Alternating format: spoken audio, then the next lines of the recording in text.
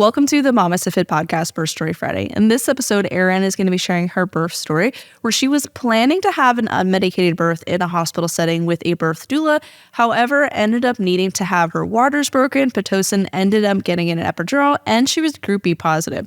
Her labor also had a shoulder dystocia, so she's going to be sharing all about the challenges that she was navigating throughout her labor and how she felt about her birth afterwards. Welcome to the MamasteFit podcast. This is Gina, perinatal fitness trainer and birth doula. And this is Roxanne, labor and delivery nurse and student midwife. And this is the MamasteFit podcast, where we empower you on your prenatal fitness, birth, and postpartum return to fitness journey. Our podcast shares how to move throughout your pregnancy to stay strong and comfortable. Pain is not a requirement of pregnancy. Understand the science of birth and how to approach recovery after birth. We share our personal experiences as mothers navigating the stage of lives, plus our professional expertise as birth workers and fitness professionals. Our goal is to help you feel confident as you navigate the perinatal timeframe for an empowering pregnancy, positive birth, and postpartum journey. We are glad to have you with us on this journey and that you've chosen us to support you.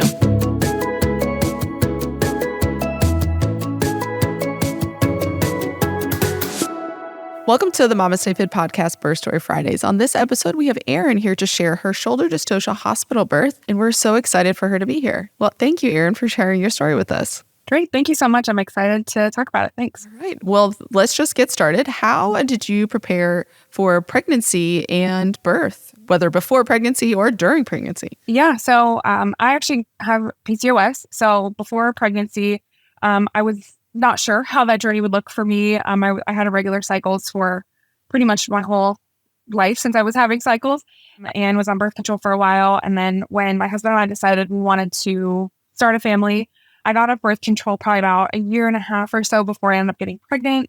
And I honestly took a lot of that time after I got off birth control to really focus on my health and my lifestyle to regulate my cycles. I focused a lot on nutrition, met with a dietitian, and obviously everybody's journey is different for PCOS, but for me, kind of using diet and lifestyle exercise to really control that was very effective for me. I did not have to get on any medication for my PCOS to get pregnant. Mm-hmm. So I was able to regulate my cycles just kind of through weight loss, lifestyle, watching carbs, that kind of thing. And it worked very well. And then last summer, my husband and I decided we wanted to start trying. And then in September, so relatively quick from when we kind of decided, let's actually try. I got pregnant in September of 2023. And yeah, so some kind of background before I was pregnant, just getting my PCOS under control was helpful. And I did use a dietitian and my OBGYN support through that time.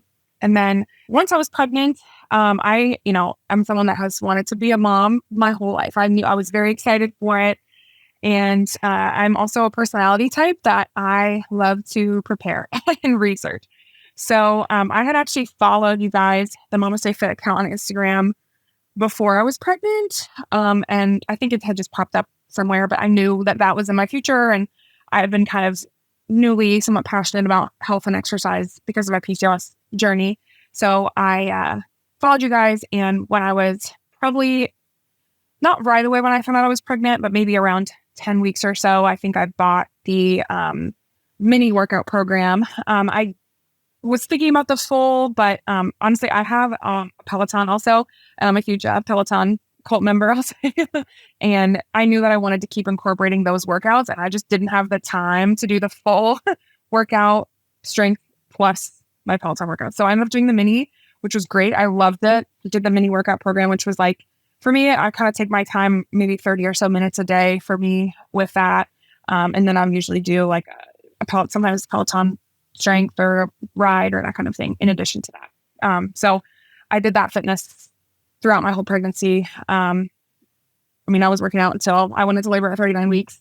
And it was great. Yeah, I had a really, really great pregnancy, I think, because of the workouts. I felt really good the whole time. I had a relatively easy pregnancy. Obviously, it comes with aches and pains. Yeah. But I felt very capable the whole time. Awesome. Yeah. We are also huge fans of Peloton as well. So totally, if Peloton wants to sponsor us at any moment, we are here, I'll accept a Pelotread. We love our bikes. So I totally support. I think I did a bunch of Robin's rides when she was pregnant because I was pregnant at the same time. So Peloton is also a really great option that's out there. So let's get into your birth story then. So you already gave a little sneak peek. You went into labor at 39 weeks. I did. So let's get. Yeah. So I, the whole time, so my due date was May 28th and I kept saying she's going to be in June. I was convinced she was going to go late. I'm like, you always think first time moms are not going to be early. There's no way. And, one thing I also forgot to mention in my pregnancy, we did hire a doula. Her name was Amy. She was great. So, Amy was had me kind of covering my expectations. She's like, obviously it could happen anytime, but most first time moms happen between 40, 41 weeks. Yeah. We kind of talked through, I really would prefer not to be induced. So I talked to, my midwife team about that. I was going to a practice that had both midwives and OBs on staff. So I mostly saw midwives through my delivery. There was a few of them that I kind of rotated through, or midwives through my pregnancy, I should say. And between my doula and the midwives, they were like, it probably will be after 40 weeks. I was like, okay. And I remember on the day I turned 39 weeks, it was a Tuesday, I was laying on the couch after dinner, horizontal, as everyone prefers to be at 39 weeks pregnant. Yeah. And I was just complaining to him, so I'm going to be pregnant for 2 more weeks at least. I'm going to be pregnant forever. I was so uncomfortable at that point. I was just I could finally eat more because baby was kind of dropping, but I was, sleeping is uncomfortable, eating is uncomfortable, breathing is uncomfortable. I was done. I was laying there on the couch saying, oh my gosh, I have at least 2 more weeks of this. This is nuts. And then I stood up and I felt some fluid. And I was like, oh my gosh, what is this? And what it was is a point of contention between my team and us. My doula and I maintain that we think it may have been my fluid, just a high leak or a very small leak. Yeah. Because after that, I did have some contractions starting. Okay. They're pretty mild at first. Okay. I was just seeing them, seeing my stomach kind of tightening, not really painful much at first. Yeah. And I was kind of is this my fluid? There wasn't much. And then I wasn't getting much at a time. And they kept, I called my doula and she's like, well, basically lie down for a little while and then stand up. And if you stand up and more comes out, then it's probably your water. A little bit more came out, but then I was still not having much. My midwife team thankfully was kind of supportive of me staying at home for a few hours because I wasn't, progressing super quickly or anything. I was group B strep positive, so they didn't want me to wait too long to get checked and see if it was my water. Yeah. This happened probably at about 7 or 8 p.m. on that Tuesday. And when I called my providers, they said, just unless your contractions really pick up, you're okay to labor at home for a while, but they kind of wanted me to come get checked by around midnight just to make sure if it was my water, I could get, the antibiotics in my system pretty quickly. So at that point, I was at home for a while, seeing a little bit of progress, not a ton. It was very mild contractions. We made our way into the hospital right around midnight, probably about 11:30. They checked me and they said, we can see a bulging bag of water. We don't think your water broke. And I'm like, okay, but I'm telling you, some fluid came out and it was clear and it didn't smell like anything. But it wasn't a lot. And they're like, nope, we tested it. They said it was not amniotic fluid. They can see a bulging bag of water. I'm like, all right. And I was only at 1 centimeter. So they sent me home. And then all through that night, from early morning, really, I labored at home. Contractions were getting more and more intense. I did not sleep at all. I was just having contractions all night, all early morning. And then probably at about 6 or 7 a.m. So this was almost 12 hours after kind of that initial fluid, about 6 or 7 hours after we got from the hospital. They were getting much more painful and I was really timing them at that point. They weren't quite where I was going to go in yet, but they were very painful. I was like, okay, this is the real thing. Got in the shower, woke my husband up. Like, okay, I think this is happening soon. After the shower, we were timing them and they were getting to about a minute long, about 4 minutes apart, about 45 minutes to an hour. I called my doula. At that point, honestly, I was getting pretty anxious. I thought I would want to labor at home longer, but I think I have this group B strep lingering in the back of my head. And I was just worried if it was my fluid last night, I really just wanted to get there and get the antibiotics. So yeah, I really just wanted to make sure that I could get the antibiotics in my system for this group B strep and wouldn't be stressed about it. So we went into the hospital probably about 8 a.m. or so on that Wednesday. And they checked me and I was at 3 centimeters. And then they checked me like 45 minutes later and I was at 4 centimeters. So they admitted me. I was like, okay, great. This is progressing so quick. I'm I'm thinking I'm going to have such a fast labor. It's going to be great. And I had been hoping kind of at that point for potentially unmedicated or at least minimal intervention was sort of my goal. I was not extremely anti-epidural or anything, but I kind of thought if I can do it without that, my big thing was I really wanted to be able to move. I didn't want to feel like I was too bedbound, and I wanted to be able to move around, help things progress. So I was hoping to try to avoid an epidural, and the hospital I delivered at has 3 labor rooms that have tubs. I was like, I want a tub room. I'm going to try to make it to the tub. So I got one of the tub rooms. I was very excited. The hospital had kind of a guidance rule that they didn't want you getting in the tub until 6 centimeters because they thought that it would slow things down. But I don't know. Some people may not agree with that policy, but that was sort of what they said. So I was like, okay, I'm going to try to get to 6 to make it to my tub. Okay. Like I said, when they admitted me, I was at 4. So I was like, okay, great. Like I went from 3 to 4 in like 45 minutes. I'm going to be in this tub in no time. And was admitted around like, I think it was like 9 or 10 a.m. on that Wednesday at 4 centimeters. And I labored. My doula got there as soon as we got admitted. I was laboring all day. My doula had us doing all kinds of moves, the mile circuit. She was putting me in all kinds of different positions to try to progress things. Contractions were getting more painful. What we saw, she's telling me that she thinks I'm having signs of cervical change. All these things are positive. And then they checked me in the afternoon, and they said, still at a 4, maybe we could stretch it to a 5. I was like, okay, well, it's been a while, but we'll keep going. I'm walking. We're doing all the things again, have the peanut ball, all the things that, that we're thinking to do to move things along. And at that point, I hadn't slept in probably 36 hours. So I, at that point, decided to get the epidural because I just felt like I really needed to sleep. I talked to my doula about it. I'm like, she's like, you're just really, obviously I was really tired. I was really struggling a lot more. Not even so much with the pain. It was just the effort. So I got an epidural, and I honestly do not have regrets. I have extreme props to moms who deliver without the epidural. For me, I really needed sleep so badly that valid. I was like, I have to nap. So I got my epidural, slept for a couple hours. And in my head, I'm thinking, I just need some rest. Like I'm going to be able to progress easily once I'm sleeping. It'll help my body relax. I got my epidural, sleep for a few hours. And then at like probably 10 or 11 p.m., they checked me again. And I still had not progressed. I was still at a 4 strips to a 5. And my doula still had me doing, like the peanut ball between my legs, kind of trying to move around as much as I could with the epidural. Yeah. Then at that point, the hospital I was at the nurses were very supportive of our choices because they had been asking, since earlier in the day, if I wanted to have my water broken, if I wanted Pitocin. We just kept saying no. We want to wait. We want to let my body kind of do its thing. At that point, and I had been obviously getting the antibiotics all through this time. I was like, okay, I kind of thought my water maybe had already been somewhat broken anyway.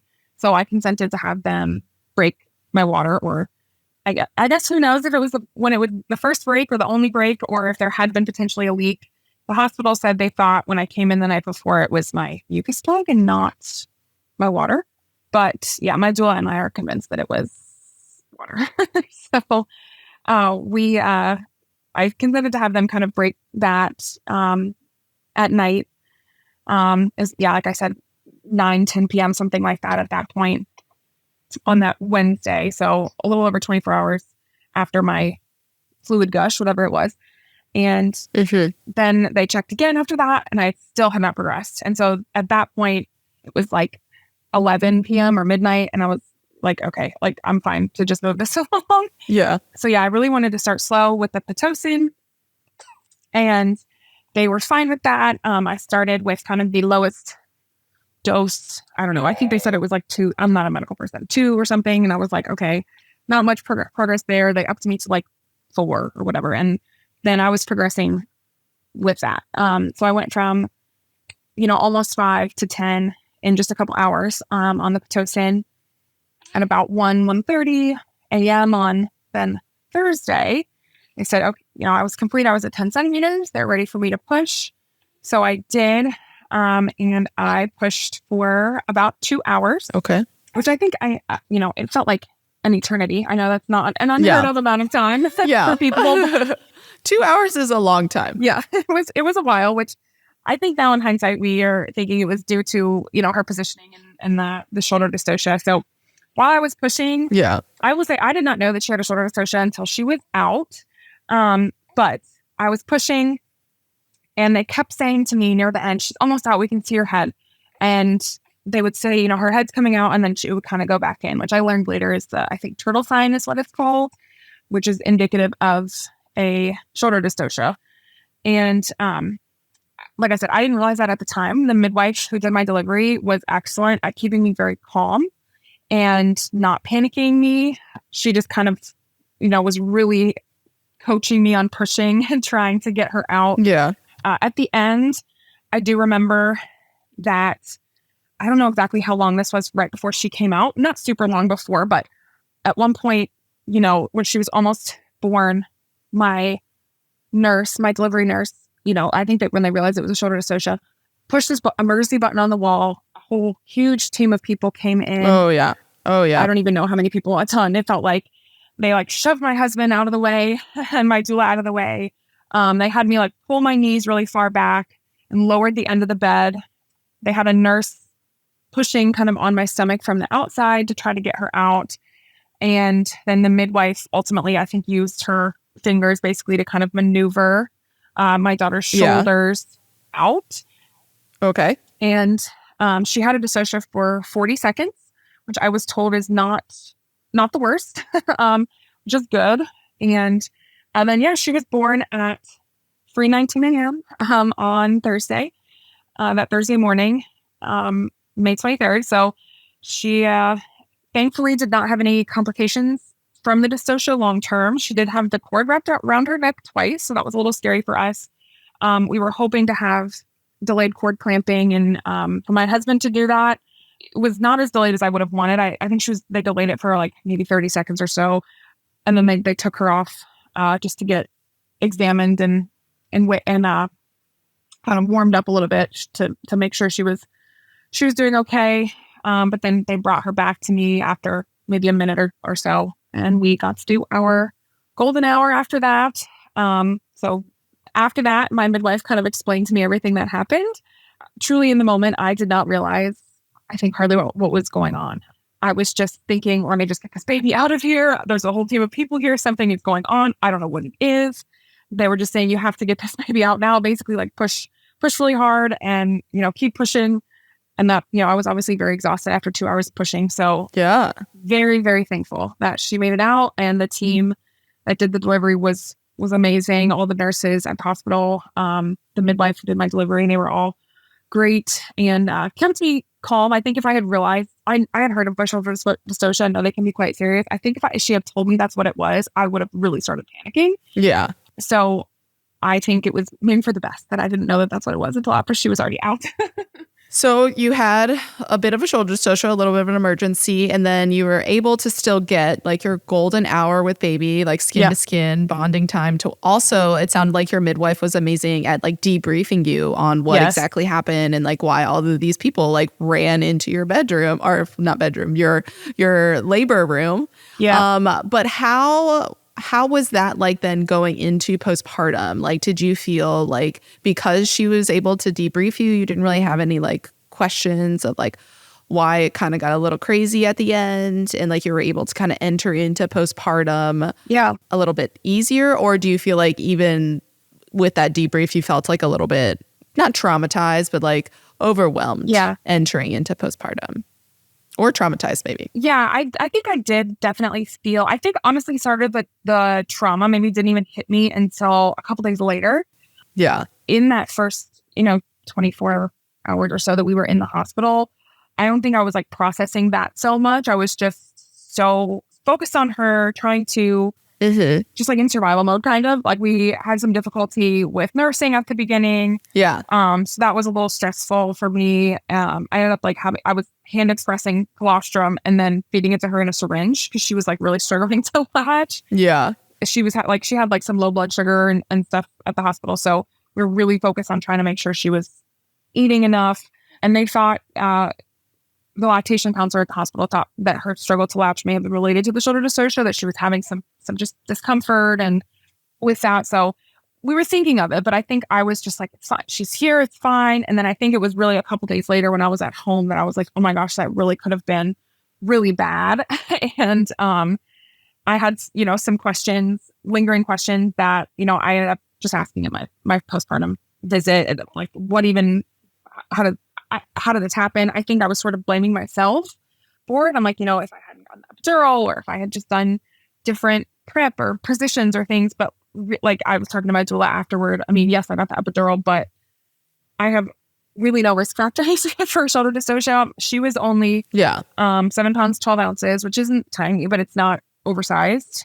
I did not have, chase with diabetes. Like her head wasn't extremely, like there was nothing.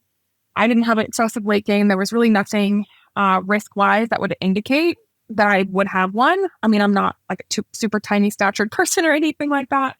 I did all kinds of, prenatal exercise. I was following your program. I also bought the third trimester yoga program that you guys have. And I was doing that basically most of my third trimester. I mean, the day I went into labor, I did, prenatal yoga and was walking and anything that you could to get your baby in a good position. I felt like I was doing.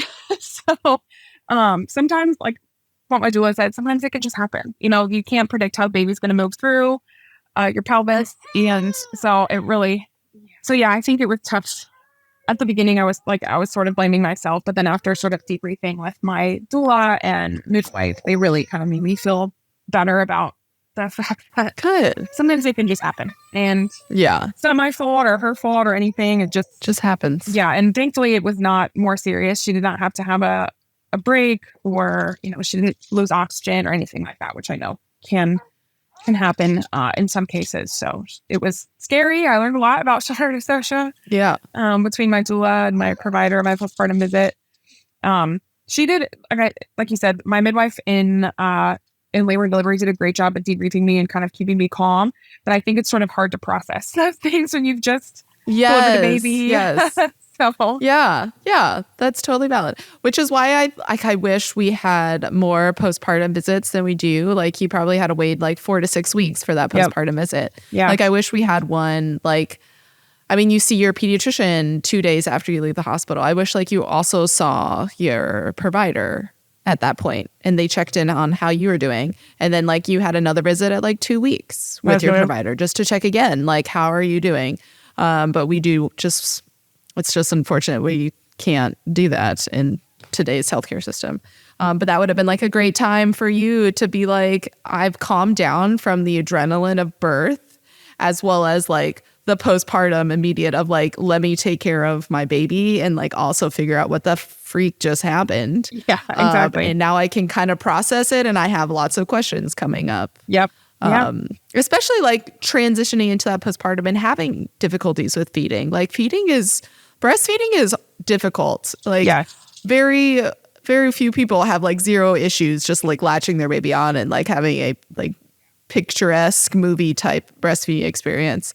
Most of us will struggle in some sort of way, whether it's with some nipple damage or with low blood sugars. And it takes a while to like figure that out, that like it almost consumes you. And then once that fog lifts, then you're like, wait, I have more questions about other things now. Yep. So I'm glad that you did have a debrief though, and you had the chance to kind of discuss with your midwife what happened, and they were able to kind of like talk you through it, because shoulder dystocia is like the one OB emergency. Like there are risk factors, but it can happen to anyone out of nowhere. And it is the scariest OB emergency because it's like minutes, seconds matter for that baby. So Absolutely. I'm glad yours was relatively short for you and your baby. And they were able to respond really quickly and resolve it. And you were able to somewhat process it immediately, but then had some more processing afterwards. Yes. If there was any advice that you could give someone who is either preparing for pregnancy with PCOS or potentially navigating the recovery after having a shoulder dystocia, is there any sort of advice that you would like to give anybody to our listeners? Yeah, a few things. One, I would say definitely stay active in pregnancy. I had I know it's sometimes random, and I was very lucky, but I had such a great pregnancy. I love being pregnant. I was relatively pain-free. I think a lot of that was just due to how active I was the whole time. I was lifting, I was doing yoga, I was walking. I rode my Peloton up until about 36 weeks, until the belly really started getting in the way. But yeah, I mean, staying active kept me sane. You know, I deal with some anxiety. It really helps me with that. So highly recommend activity. I know on this platform, that's probably a popular opinion, but Yeah. that's one of my, I tell anybody, I'm like, just do whatever you can. Even if it's just walking, like just stay active really helps. Really helps. Also get a doula if you can and are, you know, financially able to. Our doula was really, really helpful. I had kind of gone back and forth as to whether I would want to get one or not. I listened to a lot of your guys' podcasts and a lot of your stuff. And from hearing so many people's birth stories that have gotten a doula, I'm thinking, I've never heard someone who would get a doula and then regret it. Oh, yeah. But maybe I've heard of a lot of people who haven't gotten one and wish they did. So Yeah. I am so glad we had our doula, Amy. She was so helpful, really helpful in preparation. I mean, she asked so many questions and thought of things to prepare and kind of putting together birth preferences, she called them, then things I would have never thought of. And so that was really great. And then even through the labor, I mean, she was there as soon as we got admitted, through a couple hours postpartum. And then she did follow up with me postpartum much more than, you know, a midwife or doctor would be able to, especially with, you know, the shoulder and the feeding issues and things. She was really, really helpful. Also, like in the golden hour, she was so helpful getting us attempting to latch. And Yeah. so just so many things. That was great to have the doula for. And then for postpartum, one thing I did not do, but I should have, I did not take it as easy as I should have. I think, you know, I had significant tearing with the dystocia.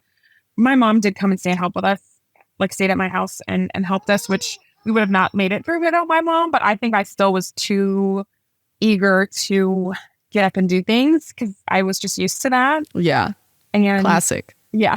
So I should have stayed in bed more, or at least just laid on the couch and watched TV and just cuddled with the baby instead of, I need water. I'm just going to go refill my own water. No, I should have had something else do that for me. Like things that I just was up and about way too much. And I'm fine, but you know, I just felt like crap. About a week postpartum, from like 4 to like 7 days postpartum, it was catching up with me that I was not lying down enough and resting enough. And I just felt like absolute crap.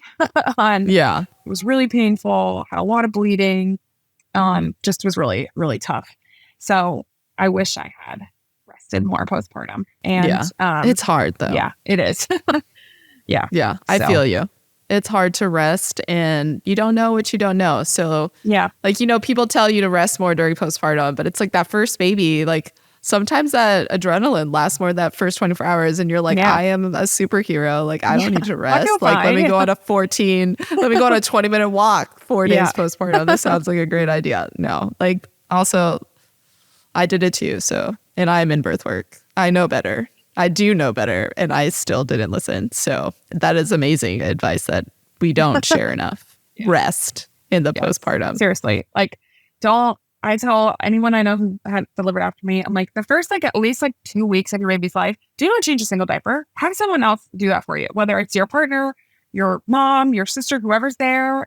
If baby needs a diaper change, don't stand up and do it. Get someone to do that for you. Yeah. You got to change your own diapers in that time. So just focus on that. Yeah. You're already changing diapers. You don't need to change two people's diapers. Right. Exactly. I love it. Well, thank you, Erin, so much for coming on the podcast and sharing your story, as well as your little tidbits of advice for pregnancy and postpartum. I know our listeners will really love this story and your advice. Awesome. Thank you so much. Glad to be here.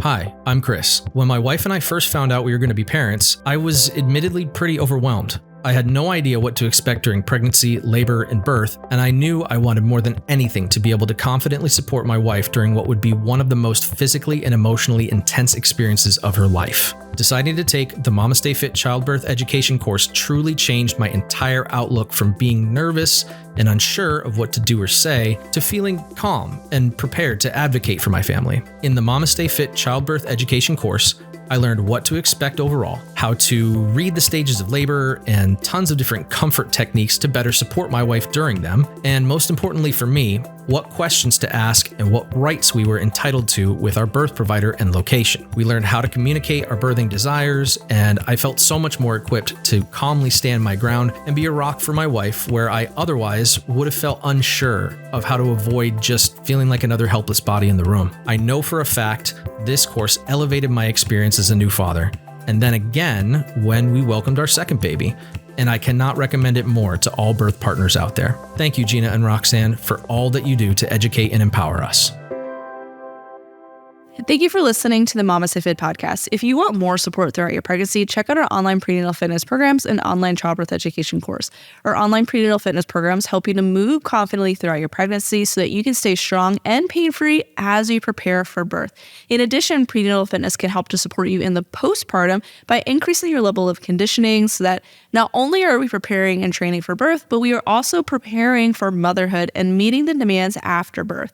Our online childbirth education course is going to teach you the science of birth so that you can understand what to expect, how to move your body during labor, different comfort measures that you can utilize during your labor, and there's an entire section on birth options so that you can understand what artificial rupture of membranes in or having your water broken. You can understand what Pitocin is, the risks and benefits of utilizing Pitocin, and then understand what happens to your labor if you get an epidural and how you can continue to navigate your birth after you get an epidural. You can check out all of our online courses on our website at MamasteFit.com and use code STORY10 to get 10% off any of our online offerings, and you can bundle prenatal fitness and childbirth education together to save an additional 15% off.